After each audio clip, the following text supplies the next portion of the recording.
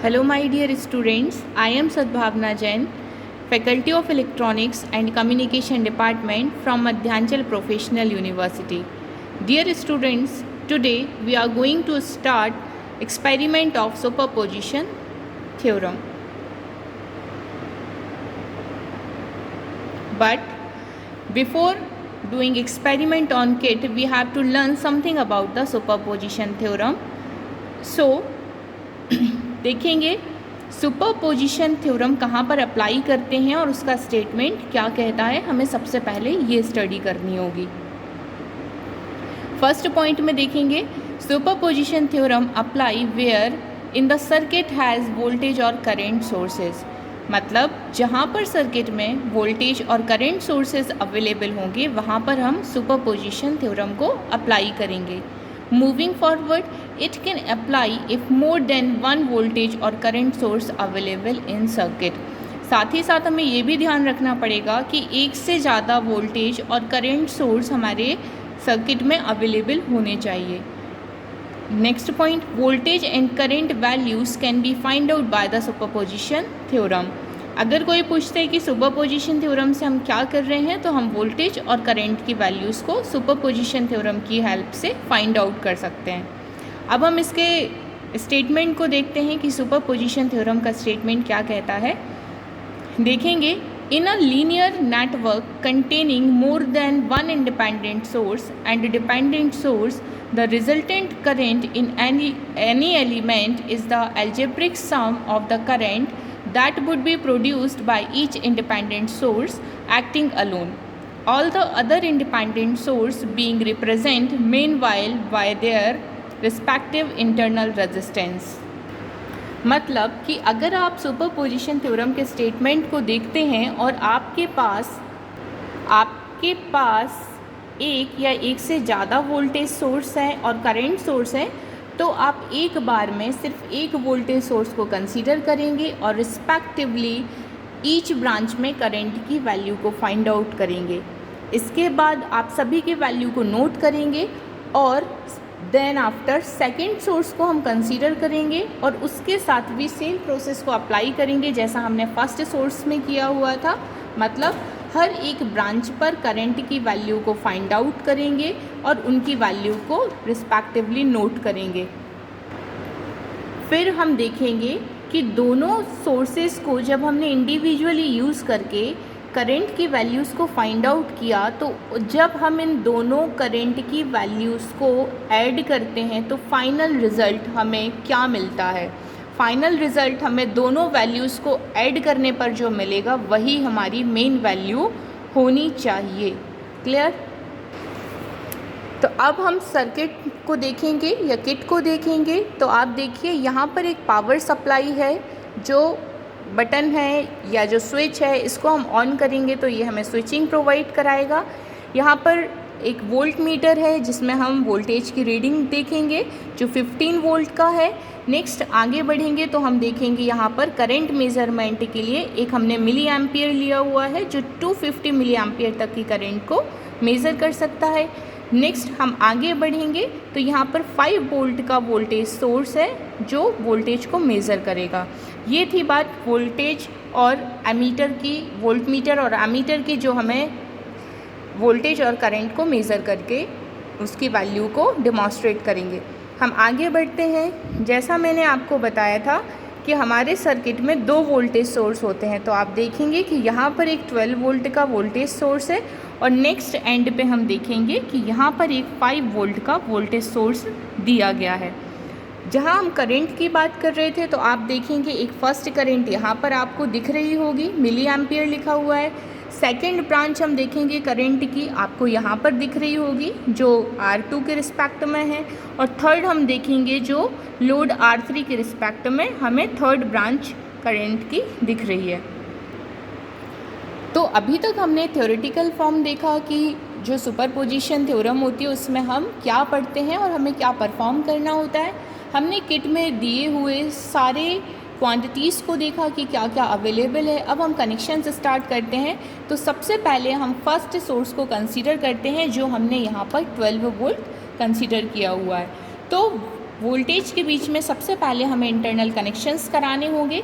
तो हम वोल्टेज के पॉजिटिव टर्मिनल को पॉजिटिव टर्मिनल से कनेक्ट करेंगे और वोल्टेज का जो नेगेटिव टर्मिनल होगा इससे हम नेगेटिव टर्मिनल को कनेक्ट करेंगे। फिर आप देखेंगे कि वोल्ट मीटर पे हमें रीडिंग लेनी है, तो हम वोल्ट बैटरी का जो हमारा पॉजिटिव टर्मिनल होगा उसे वोल्ट मीटर के पॉजिटिव टर्मिनल से कनेक्ट करते हैं और जो हमारी बैटरी का नेगेटिव टर्मिनल होता है उसे हम negative terminal of volt meter से कनेक्ट करेंगे। इस तरीके से हमारा वोल्टेज साइड का जो कंप्लीट कनेक्शन है वो हो जाता है। अब मैं देखूंगी कि मुझे करंट को मेज़र करना है इस वोल्टेज के रिस्पेक्ट में, तो मुझे अमीटर का कनेक्शन करना होगा। तो सबसे पहले मैं R1 के क्रॉस जो हमारी करंट की ब्रांच है उसे कंसीडर करते हैं। तो कनेक्शंस कुछ इस तरीके से होंगे।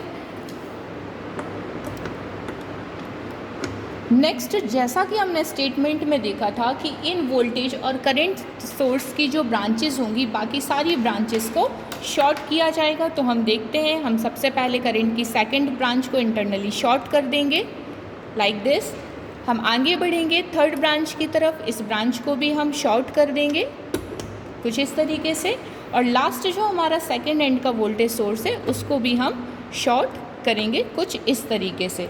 तब आप देख पा रहे होंगे कि ये एक बार का सर्किट हमारा पूरा कंप्लीट हो चुका है और जो मल्टीमीटर हमने कनेक्ट किया हुआ है वो करंट की फर्स्ट ब्रांच के साथ किया हुआ है। इट मीन्स कि यहाँ से हमें I1 की वैल्यू फाइंड आउट हो जाएगी।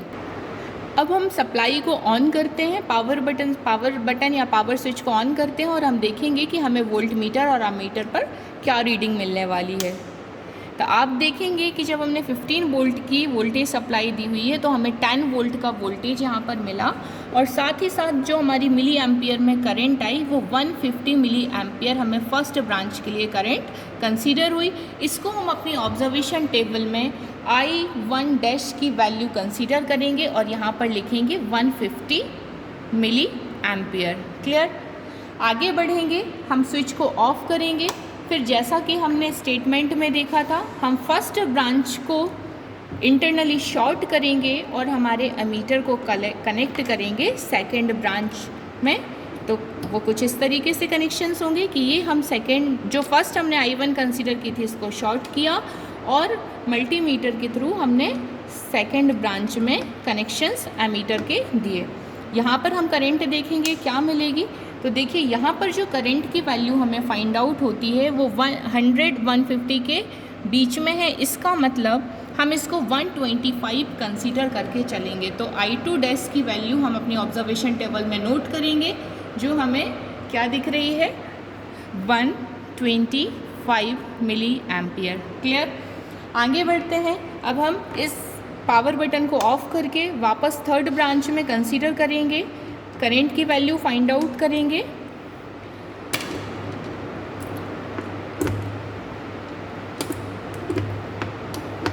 कुछ इस तरीके से और सेकंड ब्रांच को हम कर देंगे शॉर्ट। फिर हम देखते हैं कि यहाँ पर हमें क्या वैल्यूज़ फाइंड आउट होती है। यहाँ पर हमें नेगेटिव में वैल्यू फाइंड आउट हो रही है तो हम एक बार इसके इंटरनल कनेक्शंस को चेंज करके देखेंगे, हो सकता है कुछ कनेक्शन प्रॉब्लम हो। अब आप देख पा रहे होंगे कि जब हम थर्ड ब्रांच में करंट की वैल्यू को कंसीडर करेंगे तो ये हमें I3 की वैल्यू 25 मिली एम्पियर जो हमने I3 डैश कंसीडर की हुई है वो हमने यहाँ पर नोट की। तो ये जो पूरा अभी तक हमने कैलकुलेशन किया ये हमारा फर्स्ट सोर्स से कैलकुलेशन था कि हमने हर एक ब्रांच में करंट की वैल्यू को फाइंड आउट किया। अब हम इसी तरीके से सेकंड सोर्स के थ्रू करेंगे कि कैसे कैसे करंट की वैल्यू को फाइंड आउट किया जा सकता है। ओके, अब हम आगे बढ़ते हुए इस सेकंड सोर्स पर वोल्टेज की सप्लाई को कनेक्ट करेंगे इंटरनली जैसा हमने पहले किया हुआ था। इसमें हम वोल्टेज सोर्स पर देखेंगे कि हम पॉजिटिव टर्मिनल को वोल्ट मीटर से कनेक्ट करेंगे और नेगेटिव टर्मिनल को नेगेटिव टर्मिनल से कनेक्ट करेंगे। ये हमारा वोल्टेज का कनेक्शन हो जाता है। सेकेंड एंड पर हमें क्या देखना है कि जो सेकेंड एंड पर हमारा वोल्टेज सोर्स है इसे हमें शॉर्ट करना है क्योंकि पहले हमने इसको यूज़ किया था और सेकेंड एंड वाले सोर्स को शॉर्ट किया हुआ था। अब हम सेकेंड वाले को यूज़ करेंगे और फर्स्ट वाले सोर्स को शॉर्ट करेंगे। फिर यहाँ हम मल्टीमीटर के कनेक्शंस प्रोवाइड कराएंगे। तो मैं सबसे पहले इस वाली ब्रांच को I"1 कंसीडर करूँगी तो कनेक्शंस कुछ इस तरीके से होंगे। बाकी सारी ब्रांचेस को मुझे क्या करना होगा, शॉर्ट करना होगा इस तरीके से जैसे हमने पहले किया हुआ था। शॉर्ट करना बहुत सिंपल है, दोनों एंड ऑफ टर्मिनल को हम एक साथ एक ही वायर से कनेक्ट कर देंगे तो वो शॉर्ट हो जाएंगे। ओके, तब अब हम देखेंगे कि हमें करंट की वैल्यू क्या फाइंड आउट हुई। तो हम यहाँ पर जो I1" की वैल्यू है वो हमें 25 मिली एम्पियर कंसीडर हुई है या फाइंड आउट हुई है, जो हम यहाँ पर लिखेंगे I1" की जो वैल्यू है 25 मिली एम्पियर है। इसी सेम प्रोसीजर से आप यहाँ पर I2" की कोई वैल्यू फाइंड आउट करेंगे और यहाँ पर आप I3" की वैल्यू को फाइंड आउट करेंगे। इसके बाद आप देखेंगे कि जब इसको हम कंप्लीट कैलकुलेट करेंगे तो वो किस तरीके से किया जाएगा। इसको कम्प्लीटली कैलकुलेट करने के लिए हमें I1 की वैल्यू को फाइंड आउट करना पड़ेगा। तब देखिए I1 की वैल्यू कैसे निकलेगी। उसके लिए हमें क्या करना होगा, जब हमने इस फर्स्ट सोर्स को कंसीडर किया हुआ था तो करंट ये इस डायरेक्शन में जा रही थी, और जब हमने यहाँ I2" कंसीडर करके सेकेंड एंड को कंसीडर किया है तब करंट इस डायरेक्शन में आएगी। इट मीन्स कि दोनों सोर्सेज से जो करंट प्रोड्यूस हो रही है उनका समेशन यहाँ पर होगा। पर वो समेशन किस तरीके से होगा, यहाँ से आने वाली जो करंट है वो पॉजिटिव होगी और इस तरफ से आने वाली जो करंट है वो नेगेटिव होगी। तो देखेंगे हम किस तरीके से कैलकुलेट करेंगे इसे। पहले हम देखेंगे कि हमें वैल्यूज़ क्या कंसीडर हुई थी। मुझे कुछ इस तरीके से कैलकुलेट करना होगा, I1' माइनस I1"। तो हमने I1' की जो वैल्यू हमें मिली थी वो 150 थी और यहाँ पर I1" की जो वैल्यू थी वो 25 मिली एम्पियर थी। तो हमारा जो फाइनल कैलकुलेशन आएगा वो क्या आएगा, 125 मिली एम्पियर। अब मैं दोनों सोर्सेज के साथ कनेक्ट करके ये देखूँगी कि क्या ये सेम वैल्यू हमें I1 की फाइंड आउट हो रही है या नहीं।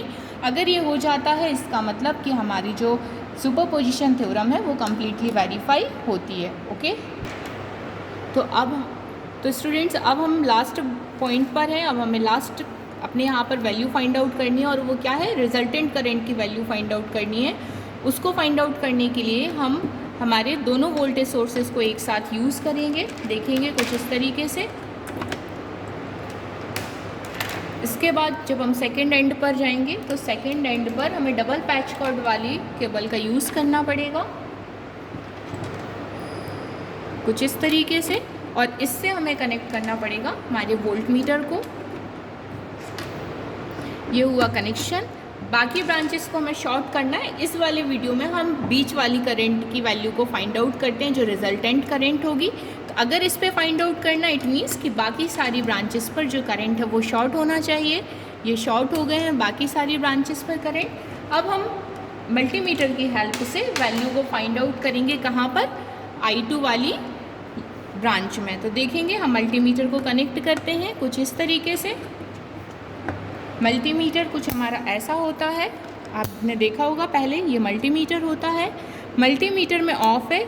चूँकि हम मिली एम्पियर में करंट को फाइंड आउट कर रहे हैं तो कनेक्शंस ऊपर में कुछ इस तरीके से होंगे, मिली एम्पियर और ग्राउंड में। आगे हम बढ़ेंगे तो ये मिली एम्पियर इसमें ऑलरेडी लिखा हुआ होता है। हम यहाँ पर सेट करेंगे हमारे पॉइंटर को। अब हम देखेंगे कि स्विच को ऑन करने पर हमें मल्टीमीटर पर क्या वैल्यू मिल रही है, क्या वो रिजल्टेंट करंट के इक्वल है।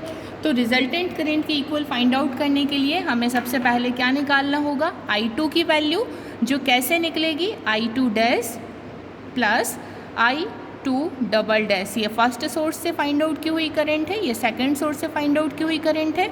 I2' की वैल्यू हमें मिली थी 125 मिली एम्पियर प्लस यहाँ पर मिली थी 52 मिली एम्पियर। जब हम इनको आपस में ऐड करते हैं तो हमें क्या वैल्यू निकल के आएगी, 177 मिली एम्पियर के अप्रॉक्स। अब हम स्विच को ऑन करके मल्टीमीटर में रीडिंग देखेंगे कि क्या वैल्यू इस तरीके से हमें मिल रही है। देखते हैं, देखिए यहाँ पर जो वैल्यू हमें फाइंड आउट हो रही है वो 171.98, थोड़ा सा फ्लक्चुएट हो रही है। अभी देखेंगे पूरा 172 मिल रहा है। कोई बात नहीं, कभी कभी टेक्निकल एरर की वजह से थोड़ी बहुत एरर आती ही रहती है, तो कोई दिक्कत नहीं है, लेकिन हम अपनी जो वैल्यू हमारी 177 मिली एम्पियर थी उसके बिल्कुल अप्रॉक्सीमेट वैल्यू हमें मिल रही है, आसपास की वैल्यू।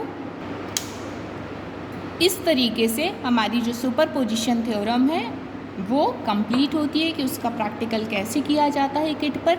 बहुत सिंपल है, आपको वन टाइम में ओनली वन सोर्स को कंसीडर करके एक बार में एक ही ब्रांच में करंट फाइंड आउट करनी है। बाकी जो सोर्सेज होंगे, वोल्टेज सोर्स हो या करंट सोर्स, उन सभी को आपको शॉर्ट करना है।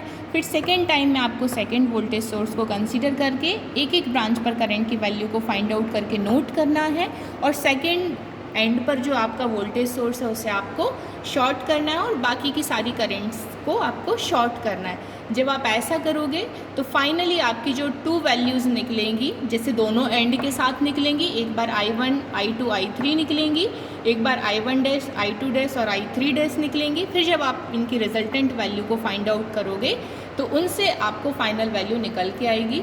इस तरीके से हमें सुपरपोजिशन के एक्सपेरिमेंट को परफॉर्म करना है। थोड़ा सा लंबा है क्योंकि आपको एक एक बार में एक एक सोर्स की यूज़ करके ही आपको एक एक ब्रांच में करंट फाइंड आउट करनी है, पर लेंदी होने के साथ साथ ये बहुत सिंपल भी है। Thank you.